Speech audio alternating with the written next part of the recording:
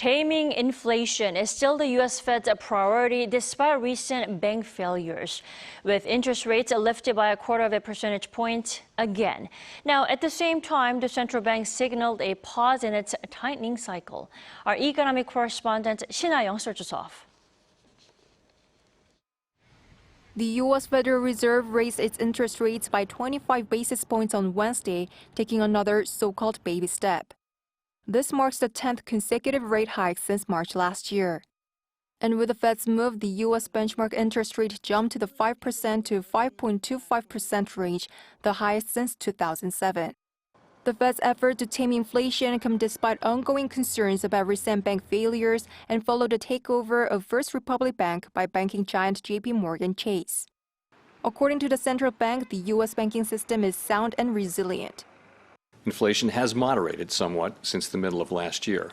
Nonetheless, inflation pressures continue to run high, and the process of getting inflation back down to 2% has a long way to go. All eyes were on the FOMC, with watchers wondering if the Fed would pivot rates, as it's been widely noted that rates have reached close to their peak. However, Fed Chairman Jerome Powell responded to the question of whether the central bank will pause its monetary tightening in June, saying there was no decision yet, but the committee will consider the impact of tightened monetary policy on economic activity and inflation, as well as financial developments. But he did hint at a possible pause in the monetary tightening cycle.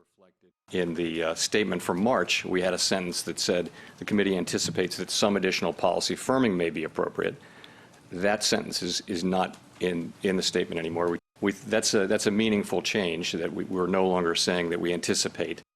Meanwhile, the latest round of Fed rate hikes has widened the key interest rate gap between South Korea and the U.S. to its largest ever at 1.75 percentage points, putting pressure on the Bank of Korea, which decided to freeze its interest rate again last month. Shin Ha-young, Arirang News.